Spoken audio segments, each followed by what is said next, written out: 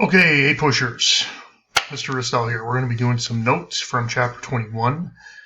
This is the Chapter 21 video lecture on this set of content that we're moving into now that sees the United States as an emerging world power. So there's going to be two wars in this chapter that you're going to be responsible for. The front end of this material is the Spanish-American War. The back end of the material is the First World War, World War I. So like any other wars you've heard me mention many times, make sure you know the causes and effects of those two wars, which we'll briefly cover here in this video lecture. Okay, so let's keep moving on. This is in the College Board content outline, this is period 7. Okay, so that covers roughly 1890 to 1945. And one of the guiding questions that we see during this time period is, what is the changing role of the United States, and what is its global status in the world, and how is that changing? The United States is going from a country where we conquered the continent with the concept of manifest destiny, if you remember that, moving east to west across the continent. And then by the end of the decade, by the end of the century, by 1900, we see the United States branching out and looking out toward global conquests, and we see the role and status of the United States change. So here's some of the things that I pulled out of the chapter that you want to be aware of.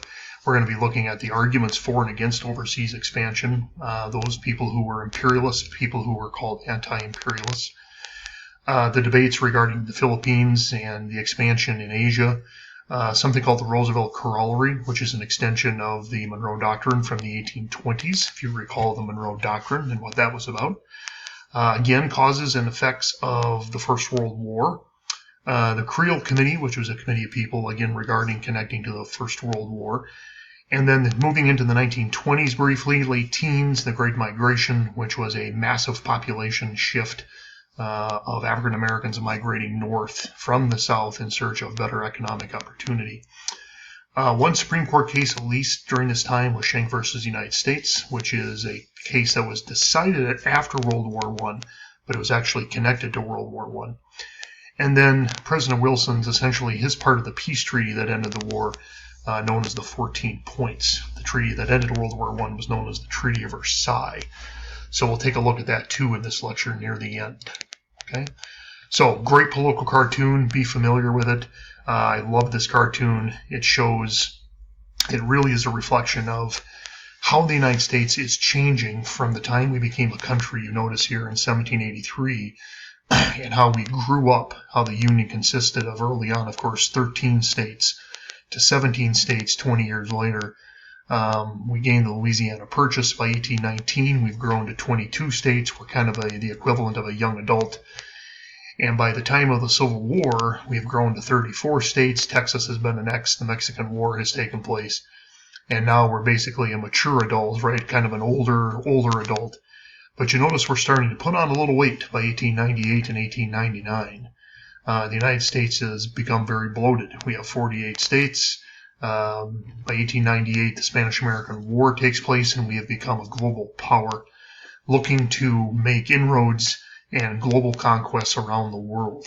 So this is the year we take on Hawaii, and by the 1940s, of course, Philippines and many other territories in the Pacific.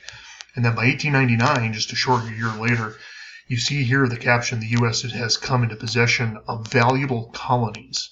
And you notice that Uncle Sam is holding a ship there, which means that the United States is now becoming a global naval power as well. We acquire Cuba, the Philippines, and Puerto Rico. And if you look over here on the right, we've got the rest of the world reaching toward the United States for aid and assistance, and we've become the dominant, or are becoming the dominant military, economic, and political power in the world. You see Russia, Germany, Italy, France, England, Europe, essentially, right, reaching out to become friends with the United States. You see the caption, all nations are anxious to have friendly terms with Uncle Sam. So this cartoon you'll see from time to time, known as a lesson for anti-expansionists. Uncle Sam is showing how to be an expansionist for the first, last, and of all time. Okay, some important ideas to know going into this lecture and this chapter. Since the 1790s, U.S. territorial expansion was largely focused on Western expansion. That's essentially was manifest destiny, right?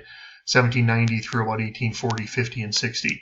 And then it turned into the Industrial Revolution. We're still thinking about domestic expansion, east to west, but largely by 1890, we know that historian Frederick Jackson Turner basically announced that the frontier was closed. And that was sort of a metaphor, but yet it was also somewhat true to real life. The United States had stopped looking to conquer the continent and is now looking outward, and that's what is pivotal about 1890. There's a reason why the College Board picks that year.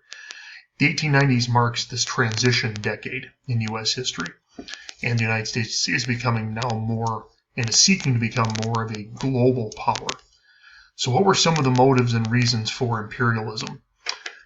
Imperialism essentially is a word that refers to the process in which a country takes over another country or countries for economic, political, social, cultural reasons. All right, so one reason countries would seek to be an imperial power is to open up markets abroad, to access cheap resources, cheap raw materials. Other reasons might include political, the desire to compete with other nations. And you see the cartoon here on the right displaying that. Another way of looking at it is maybe a country like the United States or countries in Europe do not want to fall behind other countries, so they seek out other colonies. They might do so for strategic or military reasons. The United States especially acquires and starts building a vast navy during this time. And they start putting naval bases around the world in various colonies. And the man in the United States that really advocated and preached the idea that to become a strong military power was to have a strong navy was Alfred Mahan. And he wrote basically the manual on how the United States should go about doing this, called The Influence of Sea Power. And like I said, his theory was a country needs to have a strong navy in order to become a strong imperialist power. There were ideological motives as well. In many countries, including the United States, one of the ideological motives for imperialization was the idea of what was called the white man's burden. And actually, the white man's burden was a poem written by Rudyard Kipling in the 1890s, and it helped foster and promote American imperialism because it was a phrase that was used in his poem that supported the idea of imperialism, but also talked about what costs there would be and all of the things that all the burdens that imperialist powers would have to take on as an imperial power. And it was also used, the poem was to justify imperialism and the conquest of other countries as sort of a civilizing mission that the United States would take on. And it's kind of ideologically related to the idea of manifest destiny, right? That we were given this right by God to conquer coast to coast across the continent. Well, the white man's burden is very similar ideologically to that, except in this case, it was to conquer other countries and to conquer countries overseas and for a mission of civilizing these inferior peoples. Okay, and we apply Darwin's theory to this idea of the white man's burden.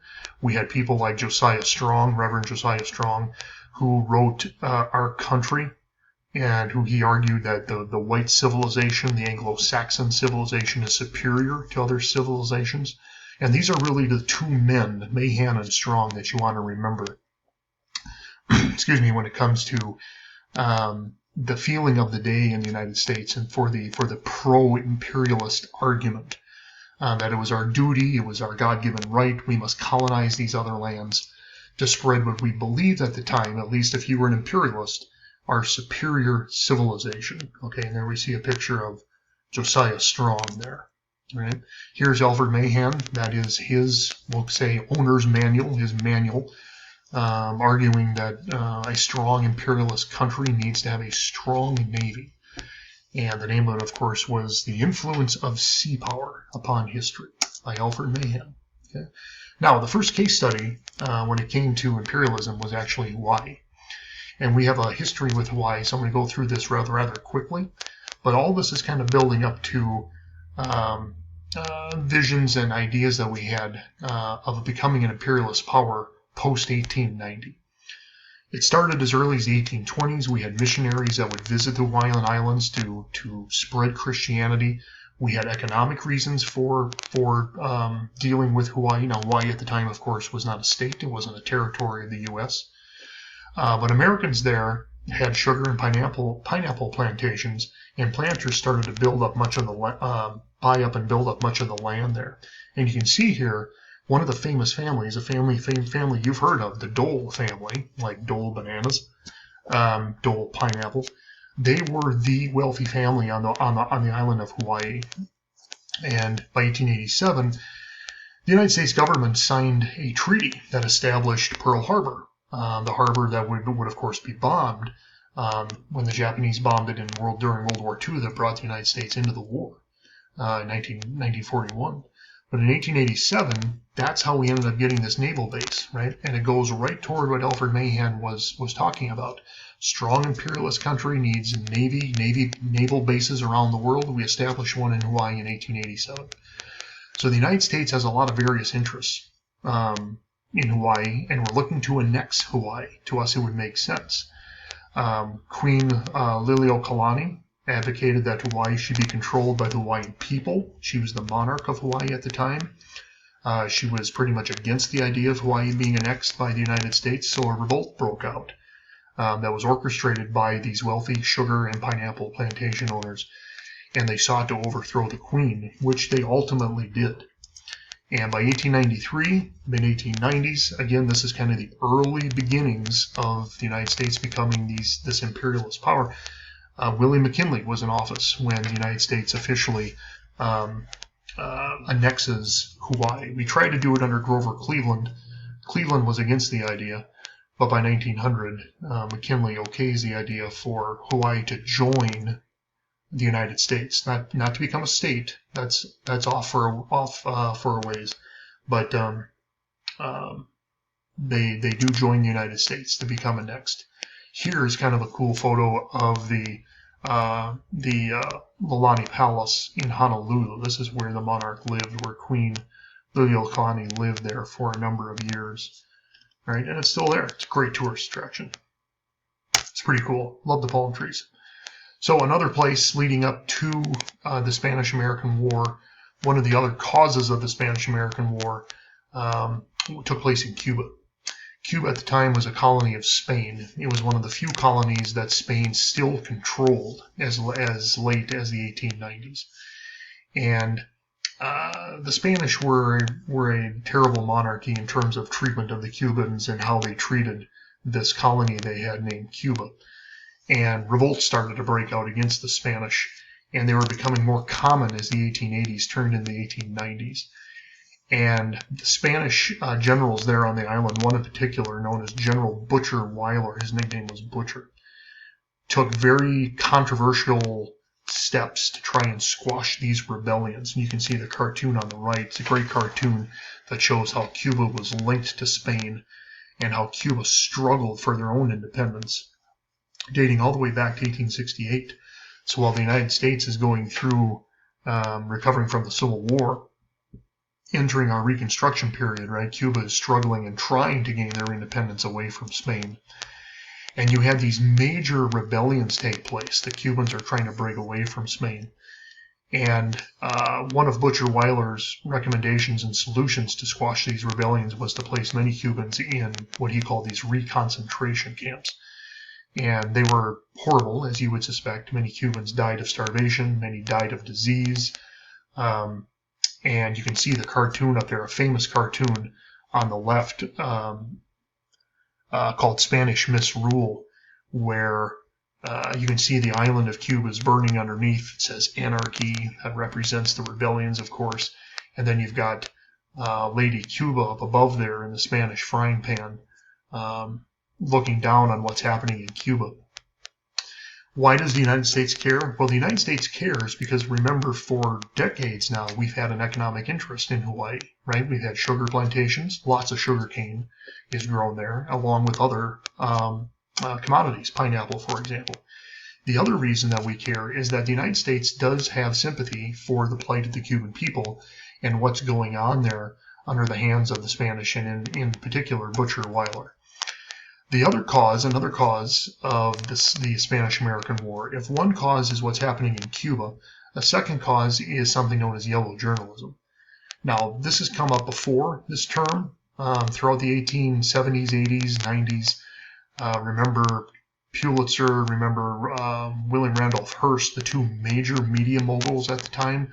They really were the two that were generating this thing called yellow journalism. And yellow journalism is essentially what I like to think of it as is basically tabloid journalism today, like your National Enquirer and Globe and some of these other papers that exaggerate stories, they exaggerate reporting in order to sell newspapers, in order to sell stories. So what these papers at the time did is they exaggerated what was going on, for example, in Cuba, perhaps made it a lot worse than what it was, in order to sell stories. They would also sell the idea that the United States would need to go to war. We need to go to war with Spain in order to rescue and save the Cubans from the Spanish. So yellow journalism was also a cause. A third cause of the Spanish-American War was something known as the Delome letter. The Spanish representative, the Spanish ambassador, for example, to the United States was caught essentially writing a letter that got into the hands of the press and the newspapers in which he disrespected President McKinley. And once that was leaked and McKinley found out, he took that as an affront and an act of disrespect against the United States, the White House, the U.S. government. And that just added more fuel to the fire and added more reasons, for example, to go to war with Spain and to help Cuba. All right, so far you've got these three major causes, right? You've got Cuba, you've got the desire to help Cuba for economic reasons and for sympathy reasons. You've got yellow journalism, you've got the Delome letter, and overall you just have this very pro-imperialist feeling to save Cuba from the horrible Spanish. So here are some of the major causes, right? You've got the 1895 Cuban rebellion or insurrection, yellow journalism. We talked about the economic reasons, so we had investments there. We had the Delome letter criticizing President McKinley. And then another cause, I think of it more as kind of the trigger event, okay? And that was the explosion of the USS Maine, the U.S. ship that was sitting in Havana Harbor, which mysteriously blew up. Most historians agree that it was an accident, but on the Maine there were various kinds of ammunition down in its hull, and it sat very close to essentially the engine room or the boiler room of this big ship. And historians believe that it got so hot down there, it set off all these ammunitions and the ship blew. Well, at the time, the United States believed that the Spanish were the ones who sunk the Maine. They purposely sabotaged it and sunk it.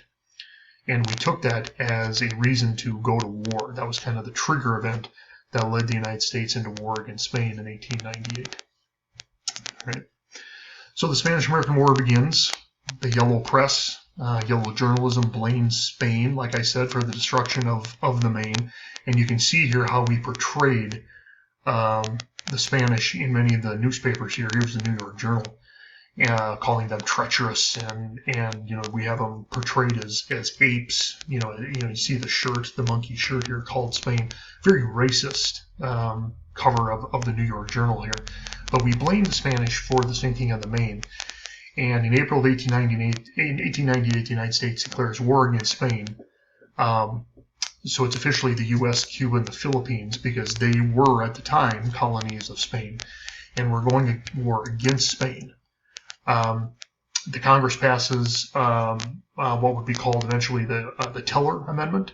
And the Teller Amendment, the way I remember it is that the United States is telling Cuba, telling Cuba, that we have no intention of taking over Cuba. Now, this was at the beginning of the war.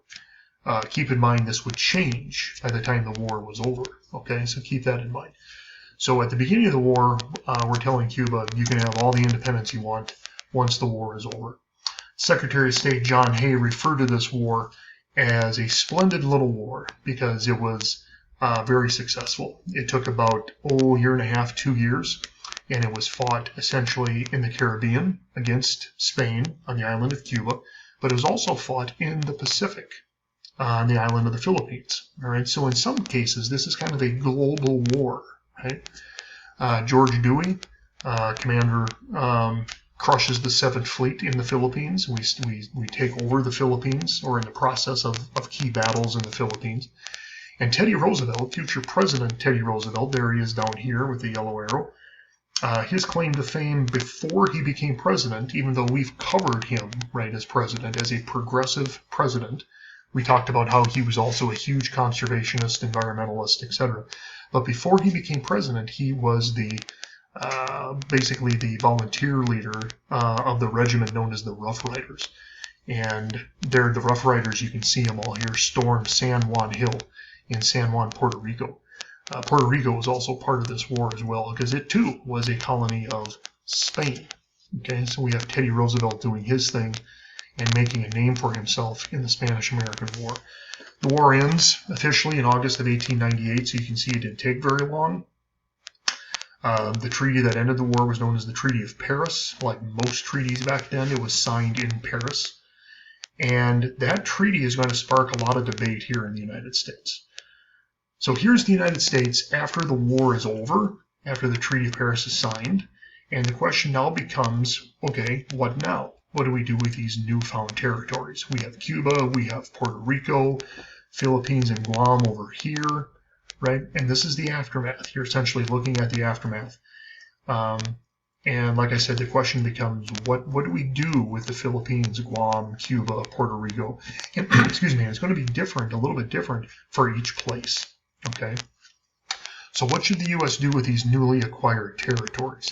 Great political cartoon. We've got the bald eagle, symbolic of the United States, reaching out over the country and 10,000 miles from tip to tip, right? It's extending from the Philippines all the way to the Caribbean now. The United States, dare I say, empire spreads, right? So a debate in Congress takes place. The 2/3 majority would need to be required to ratify the treaty, and out of this debate, of course, springs anti-imperialists, people who were opposed to the annexation or the acquiring of the Philippines and some of these other areas of the world that are now basically under the wing of the United States.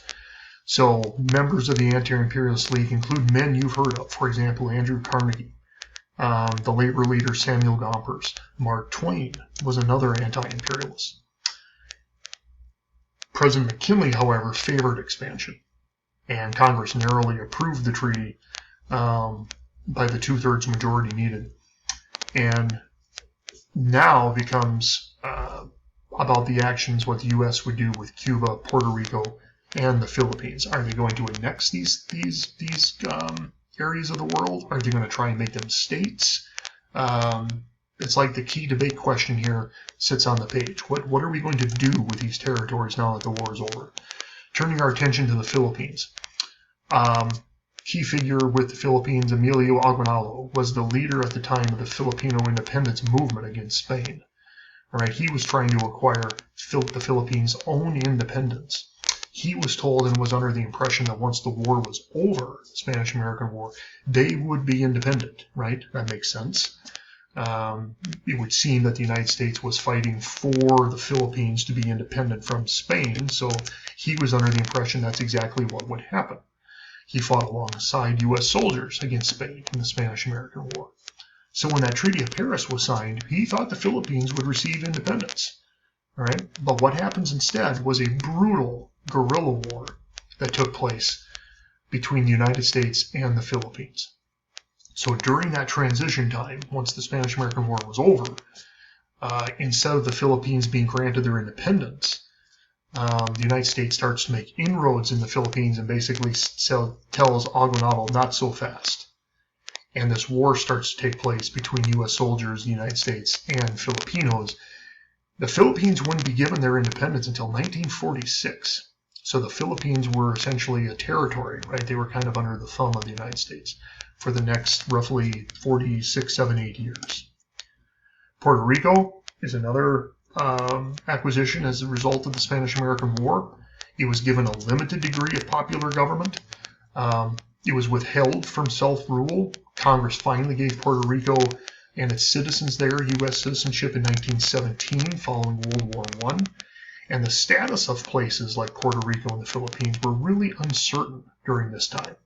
Okay, just because that they were deemed territories of the United States, right? Did that mean that the same rights and protections under the U.S. Constitution, should they be given to those people living on those island nations? So that was largely the question. In other words, they flew the U.S. flag there, but did they still have the same U.S. constitutional protections as you and me? Okay, so under the Four-Acre Act, Puerto Rico was given a limited degree of popular government, which was much more than what the United States gave the Philippines. In a series of cases known as the Insular cases, the courts decided that constitutional rights do not automatically extend to people in territorial possessions of the United States. All right, so that's that kind of answers the question right above. Did the rights follow these people who flew the American flag in U.S. territories? The courts answered no in the Insular cases. As far as Cuba goes, the United States technically left Cuba in 1902. So this was about 4 years after the Spanish-American War was over. So remember the Teller Amendment, where I told you that the United States was telling Cuba that they would have their own independence? You can scratch that. The Congress in 1901 passed what was called the Platt Amendment. And in the Platt Amendment, it said that the United States could intervene in Cuba to restore any peace and any order. So now the United States is starting to make inroads in Cuba. It's starting to make inroads in all of Latin America. The Platt Amendment also said and told the Cubans you could not sign a treaty with a foreign power that limited its independence. Okay? So basically, the United States is kind of acting like a parent or maybe an older sibling. Cuba would have to ask for permission before they could sign a treaty with a foreign power if their independence was threatened in any way. Also out of the Platt Amendment, this is how we gained our military base in Cuba known as Guantanamo Bay. Still sits there today. It's been a point of debate and contention since 9/11, almost 20 years ago. But Guantanamo Bay is a major military base, Navy base. And again, going back to Alfred Mahan, this was one of the prerequisites, right, of becoming a world power, imperial power, and that was the needing of a strong naval base around the world. Well, now we have one in Cuba. All right. So while the United States is making inroads into Central and Latin America and also the Pacific, we're also starting to make inroads in Asia. And the United States was very interested in gaining access to the markets in Asia. Remember, one of the reasons for why these countries became imperialist powers was for economic reasons, was to gain natural resources. Okay? The problem was other countries had already carved up China into these things called spheres of influence. Okay? In other words, these were areas that the Chinese government had granted exclusive trading privileges to other European powers, like England, Germany, France, etc. So the United States was kind of behind when it came to carving out a sphere of influence in China. All right, and the Secretary of State here, you can see Uncle Sam representing the Secretary of State talking to the other powers of Europe. Secretary of State John Hay came up with an announcement. He just announced it, called it the open door policy, and basically said, you know what, powers of Europe, the United States is going to carve out its own piece of the pie in China, and he did that in 1899. And he basically said, we'd like a piece of Chinese pie, so to speak. And he said all countries should have equal trading privileges when it comes to China. And what this set off essentially was known as the Boxer Rebellion. And the Boxer Rebellion was an attempt by this group of people in China known as Boxers to remove all of the foreign influence that existed in China at the time. China isn't like what it is today, of course. Right? This was before the Communist Party, good 50 years before the Communist Party. And it was controlled largely by, or parts of it were controlled by foreign countries, including the United States. All right, so that was the open door policy. President Teddy Roosevelt, then of course we know, takes over after McKinley is assassinated in 1900. And Roosevelt under Roosevelt, the United States would become, there would be a huge dramatic rise in global power under his presidency. We talked about how he was a progressive president, right, domestically, conservationist. But if you recall in the lecture about a week ago, I said that Roosevelt, you saw a lot of cartoons of Roosevelt always carrying a big billy club or a big stick, right, a big baseball bat. He was always carrying some big club. And his famous saying, speak softly and carry a big stick, essentially meant that the United States was going to pursue a very expansionist foreign policy, that the United States was going to be diplomatic. We were willing to talk with countries, and if that didn't work, we were going to use that big stick, and we were going to use our military power, our naval bases, if we had to. So here's another famous one of Roosevelt, one of my favorites, carrying the big stick, right? Walking through, if you notice, the Caribbean, right, with all of our ships here, walking through the islands of the Caribbean Sea that we've now taken over, okay? And the name of the cartoon is The Big Stick of the Caribbean Sea. So when you think Roosevelt and you think of imperialism, you think of pro-expansion, you think of speaking softly and carrying a big stick. Where we made our presence felt also in Latin America was Panama. The presence of the Panama Canal would be felt, and that would dramatically, of course, cut down travel time. You can see the map here, right here, where the canal would ultimately be built. That was during the Roosevelt presidency. It was important for trade. It was important for the U.S. military. Before the canal was built, of course, ships had to travel all the way around South America to get from one coast to another in the United States. But once that canal was built, you can see how it cut travel time by more than half, right? The first attempt at building this canal here was done by France, but they failed. And Roosevelt then attempted to get Colombia to allow the United States to build a canal there. Why Colombia? Because Panama at the time was a colony of Colombia. And President Roosevelt tried to get Colombia to give us permission. Colombia said, forget it. They reject the treaty that would have allowed the United States to build the canal. So what Roosevelt decides instead is to secretly support a movement by the Panamanians. The Panamanians are trying to fight for their own independence too, away from Colombia. And Roosevelt is secretly supporting that movement. And in doing so, he's using the big stick, right, in the United States to try and help the Panamanians overthrow Colombia, and in doing so, gaining access to the rights to build that canal. And essentially, it would work. So the Panama Canal, for the next 20 to 25 years, goes under construction. Hundreds, if not thousands, of people die in the process of the building of this canal, either due to accidents on the job, malaria, the mosquitoes were terrible. But that was the Panama Canal. So that's another example, another place where the United States is making inroads in Latin America, wielding that big stick. The Roosevelt Corollary, make sure you know what this is. This goes back to U.S. presence in Latin America and South America back to the 1820s. Remember the Monroe Doctrine? In 1823, the United States told Europe, stay out of the Western Hemisphere, and we'll stay out of your issues in Europe. And the reason for that, at the time, and they still did, is that various Latin American countries owed a lot of money to countries like England and Germany. So England sends warships to Venezuela in 1902. Santo Domingo owed a lot of money. And this worried the United States that Europe would keep intervening in Latin American affairs. So what Roosevelt did is he responded. You can see here how he responded in this cartoonist rendition by adding basically an amendment, if you will, an addition to the Monroe Doctrine called the Roosevelt Corollary. And what this Roosevelt Corollary basically stated is that he reminded Europe to stay out of Latin and Caribbean affairs, but he also said that the U.S. has a right to intervene in Latin America. Okay? And we will help Latin America as we see fit. So you can see Roosevelt doing that with the big cannon pointing in Europe, helping the people there of Santo Domingo. So the U.S. dramatically, as a result of the Roosevelt Corollary, intervenes and expands its role in Latin America. Various other presidents would send troops to Haiti, Honduras, Dominican Republic, Nicaragua, and this would really severely strain the relationships between the United States and Latin America over time. Roosevelt intervenes in East Asia as well.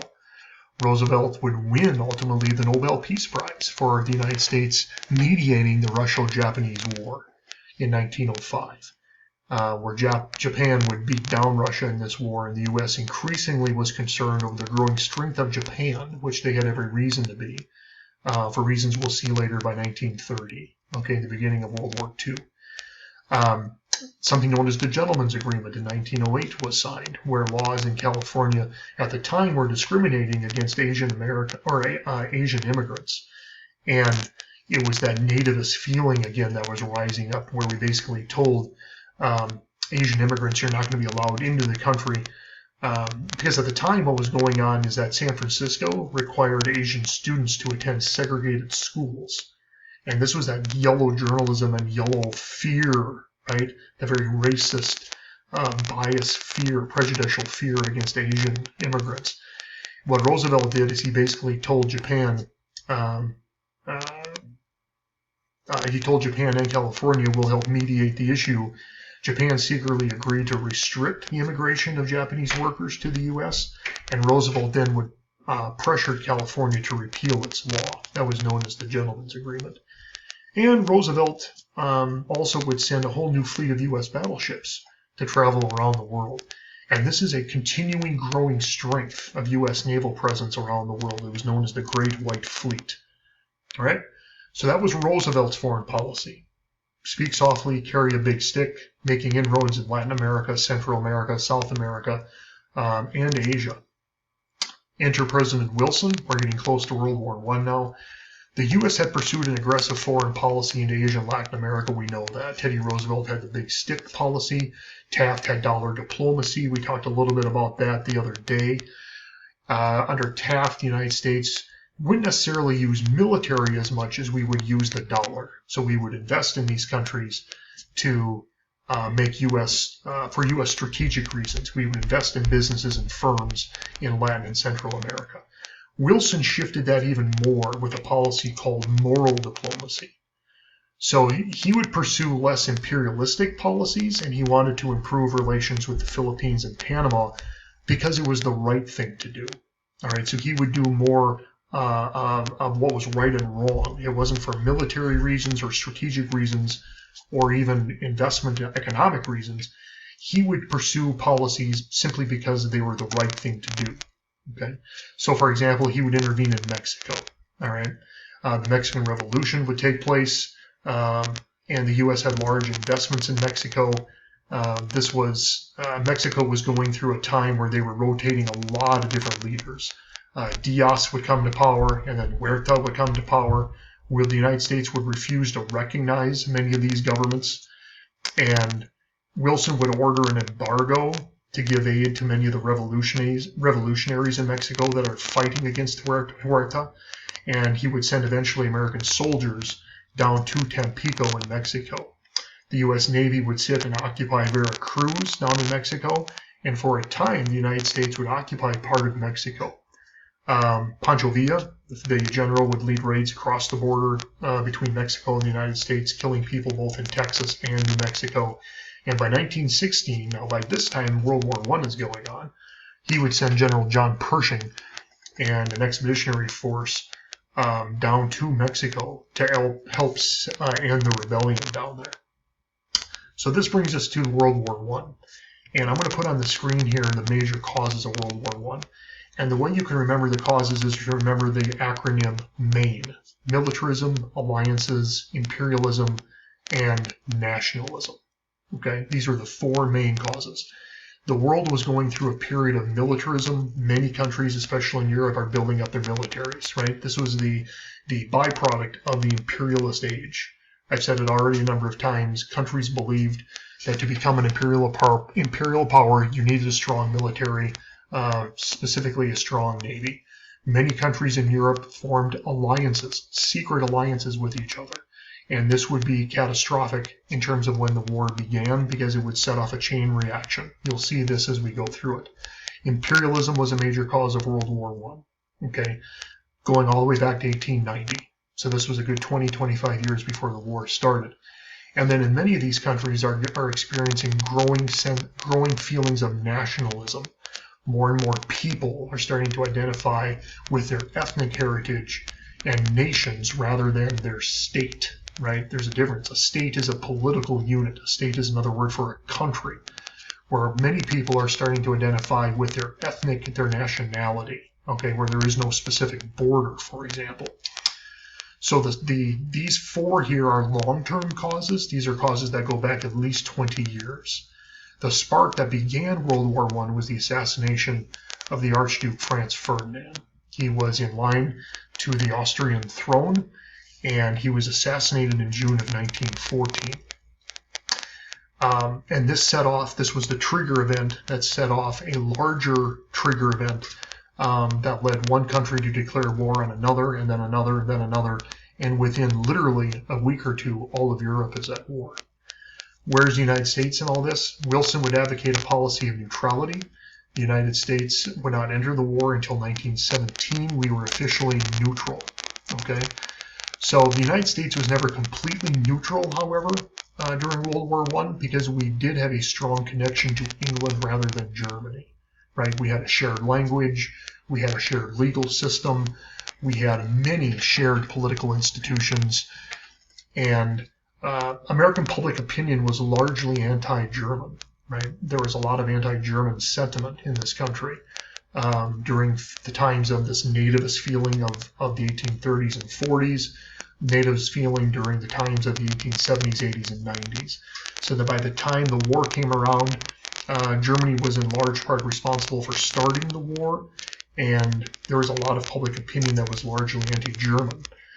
We viewed the German autocratic government led by the Kaiser as being kind of this brutal, dictator-like bully. Here you see how he portrayed the Germans in this cartoon by destroying this mad brute, right? This gorilla, this monkey, taking the free countries of Europe hostage, if you will. So this was a propaganda poster from World War I that you would have seen in the United States at the time. Germany invaded Belgium. They used a lot of propaganda. We had a history with France and England, so that's why we would side ultimately with France and England. American manufacturers, bankers, investors heavily sided with the Allied cause. The Allies being France, England, and Russia was the other ally at the time. All right, and the Central Powers on the other side were largely Germany and Austria-Hungary, and then of course the Ottoman Empire is there as well. All right, so both England and France greatly benefited from the trade and loans with the United States. Like I said, we were neutral on paper, but really we really weren't that neutral. We were helping both France and England throughout the first couple of years of the war before we actually started to become militarily involved. England would use its superior navy to blockade any trade from Germany, and like I said, the United States would continue to trade with both France and England. Germany would resort to use this new weapon of war called the submarine, or the U-boat, and they would use what was called unrestricted submarine warfare. Basically, all bets are off, all rules are off. German submarines would sink not just military ships, but also commercial and cargo ships. The first main one being, of course, the Lusitania. This was a British passenger ship that was sunk in May of 1915, killing 1,198 people, but you see here 128 of them were Americans. Okay. The Germans claimed that the ship was carrying war munitions, which was true, but it was also carrying passengers. Like I said, Americans. So the Germans apologized, and they pledged they would not sink any more neutral ships. They broke that promise by 1916. They sank the Sussex, which was another ship that included passengers.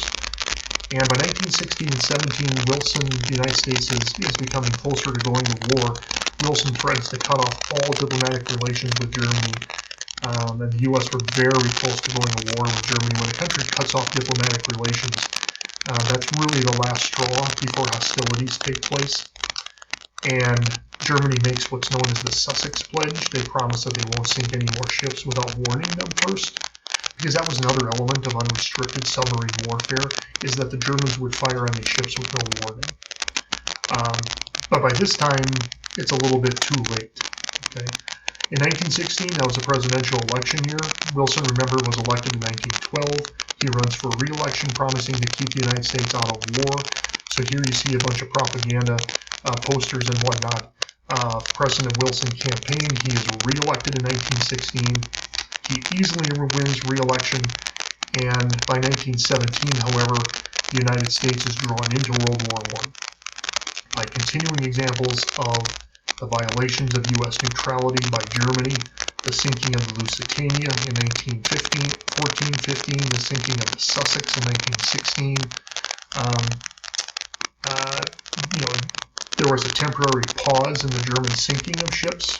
Germany promised to stop. But eventually the United States would be drawn into the war by a note that the British intercepted that the Germans wrote to Mexico. The Germans wrote a note to the Mexican ambassador. They promised Mexico that if they would help attack the United States, they would make sure that they would get the land back that they lost in the Mexican Cession. You remember the Mexican Cession of the 1840s, 1848? They wanted Mexico's help to attack the U.S., and then Germany would help get their land back that they lost 60 years earlier to recover this lost territory. So in the spring of 1917, Germany returned to unrestricted submarine warfare, and Wilson said enough is enough. We're going to war, and we're going to do so to make the world safer for democracy. So in April of 1917, he asks Congress to declare war on Germany. And these were his key reasons for doing so. German attacking American shipping, Americans dying on ships, and the Zimmerman telegram, as it was known, where the Germans asked Mexico for their help, was the last straw. So the United States mobilizes for war. We were totally unprepared for war, so the Congress passes the Selective Service Act, which would organize a draft. We had to set up a military, essentially. The American Expeditionary Force, which was headed by the same John Pershing who was in Mexico back in 1915 and 16. And this was a total war effort. World War I was a total war just like the U.S. Civil War was. In other words, all aspects of the country mobilized for war. Political, economic. The country shifted from a peacetime economy to a wartime economy. The war was largely financed by war bonds. People's income taxes were raised for now the new 16th Amendment that was added to the Constitution, right, which allowed for an income tax. There were new federal agencies that were created. The National War Labor Board helped mediate labor disputes, preventing strikes. The War Industries Board set up production priorities for war. The U.S. Food Administration, which was headed by then Commerce Secretary Herbert Hoover, future President Herbert Hoover, he encouraged Americans to conserve food for the war. And all of this was to help mobilize the country for war.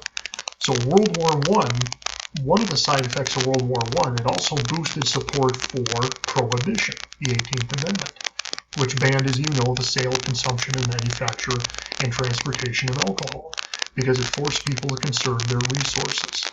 And it was also due to the anti-German sentiment in the United States. So a lot of people were on board early on with the idea of banning alcohol, all right, and doing what they could for the war effort. There was also this thing called silencing dissent. In other words, the U.S. government did some things to actually quiet and silence dissenters, critics of the war. The Committee of Public Information was created. And this was it was led by General George Creel, and this was the Creel Committee that I referred to early on in the lecture. They would promote the U.S. war effort with propaganda. All right, and it was during this time that propaganda posters like this you would see, and many others. Right, you can Google many others and see a lot of propaganda posters from World War I. And at the same time, Congress would pass a couple of very controversial acts. One being it was renewed the Espionage Act. If you think back to the Espionage Act of the 1790s that the Federalist Party passed, remember at the time the Federalists passed the Espionage Act to quiet the critics of the Jeffersonians. Well, now the Espionage Act is being passed to prohibit interference in the draft or the war effort. And then you had the Sedition Act. Much like the Sedition Act of the 1790s, this banned anybody from criticizing the government. And if you're thinking, wow, this is a violation of the First Amendment, you're right, this is very controversial. You cannot speak out against the government and the way they were handling World War I. Okay, and there's a history of this during wartime in the United States. So the Espionage Act again was passed. The Sedition Act was also passed at the end near the war. And then you had the case which came out of those acts, right? I said they were controversial. The Schenck versus the United States case that came out was had exactly to do with the Sedition Act and the Espionage Act. Charles Schenck was arrested under the Espionage Act. He was charged under that act for mailing out pamphlets or leaflets to men eligible for the draft, basically telling them, not to do this. And the Supreme Court came down on the side of Schenck. They supported the argument that freedom of speech could be restricted. Congress had the power to restrain speech if there was a clear and present danger. So one more time, Charles Schenck was arrested under the act for mailing leaflets to men that were eligible for the draft. And the Supreme Court came down on the argument that freedom of speech in certain conditions could be restricted. So they did, I think I misspoke, they came down on the side of the government, right? Your speech can be restricted if it presents a clear and present danger to the public, okay?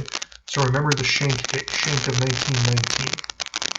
So this posed a problem that's been around certainly in this country, not just going back to 2001 and 9/11, but one that goes back all the way to World War I. And that is the country trying to strike a balance between national security, right, restricting free speech, for example, in the name of national security, versus civil liberties and protecting our First Amendment rights. Okay, we saw this during the French Revolution when the Federalists passed the Alien and Sedition Acts. We saw this during the Civil War when Lincoln suspended the writ of habeas corpus. Remember, you have a right to be heard in front of a judge in preliminary hearings of a trial. Remember, Lincoln suspended that. He suspended that during the time of the Civil War for the Confederacy. So the U.S. has a history of this. And there was also a social impact that was done on the home front too, here at home. Starting in 1910, there was a huge migratory shift of population from south to north, and it was known as the Great Migration. African Americans starting to move from south to north, mainly for economic opportunities. But the lousy horrible racial relations in the South existed. There were many job opportunities in the North during the war, and this is what prompted a lot of African Americans to move north. About 400,000 African Americans served in the U.S. military, which was segregated at the time. Race riots would break out in many northern cities, especially Chicago, by 1919 and 1920. Women, for example, would play a role during the wartime effort, a very similar role that they would play in industry and factories and whatnot during World War II. And many women would make a lot of sacrifices at home, and these sacrifices during World War I would eventually lead to the majority needed to grant women the right to vote under the 19th Amendment, okay, in 1920. The treaty that ended it all, World War I, took place in 1918, and President Wilson proposed for the post-war world a list of items that he wanted to see added to the treaty, known as his 14 points. So he said that the goal was to prevent another world war, because this was a catastrophic, horrible war. And he said how this would be done is that countries should guarantee the freedom of seas to all countries. Countries have a right to use the seas for trade and whatnot, without being fired on by submarines and by enemy combatants. He said it would eliminate economic trade barriers, military would be reduced, there would be no more colonies. He wanted to see an end to colonialism and imperialism. He said countries should actually determine for themselves their own government. So no more colonization. He said no more secret treaties. And he called for a peacekeeping organization known as the League of Nations. Think of the League of Nations as kind of a forerunner, a pioneer to the United Nations that we have today. Okay, so here are the big four leaders, the allies. David Lloyd George on the far left, he was the Prime Minister of Great Britain. Vittorio Orlando, Prime Minister of Italy. George Clemenceau, the President of France, and then we have Woodrow Wilson, the President of the United States, met in Versailles to sign the peace treaty. The problem was, when Wilson returned back to the United States, there was conflicting interests within the U.S. Senate, and it was very hard for Wilson to get this peace treaty signed. Much of his 14 points were rejected by the Allied powers. The Allied powers of England, France, and Germany, or England, France, and Italy wanted to blame Germany entirely for the war, and that's not what Wilson was after. He did get the League of Nations included in the peace treaty at the conference, and the problem was, though, is that once the treaty was ironed out, he had to bring that treaty back to the United States to be voted on by the United States Senate. The problem he had, it was controlled by Republican senators. And Republican senators here in Congress back then hated the idea of the United States joining the League of Nations and being responsible to other countries and being part of an organization. So there was this feeling of independence. The United States wanted to become isolationist, basically, by 1920. And a man named Henry Cabot Lodge would lead the opposition to the ratification of the treaty here in the United States, right? And there's some connections you can make here with other countries. The United States had long had a tradition of isolationist policies going all the way back to George Washington. He warned about the United States, remember, joining permanent foreign alliances, right? And the opposition over Article 10 of the treaty, that nations would have to help other nations out, that really didn't appeal to a lot of senators. All right, so that was one of the reasons why the treaty was voted down here in the United States. So the United States never became part of the League of Nations. Senators feared that the League would force the United States to deal with foreign issues around the world, and after fighting in World War I, this is not something we wanted. The United States desired amongst many to be isolationists following the war.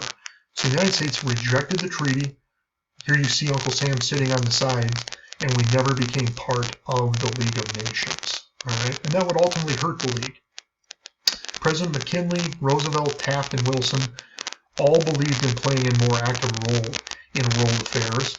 But by 1920, once Wilson leaves, the United States becomes more isolationist and we become a little more shut out from the world. All right? So that's the last slide. Got a little bit longer than I wanted to, but there was a lot of material there. All right. So one of the things that I would do maybe is go back to that preview slide and take a look at the checklist, the bullet points there. And as you're reading through your text, chapter 21, your reading guide, you're following this. Keep in mind again the overarching question. Notice how the United States global status changed in the world from 1890 to the present here, basically in 1920. All right. So that's all for now. Thanks, guys. And we'll talk to you later, and we'll see you soon. Bye for now.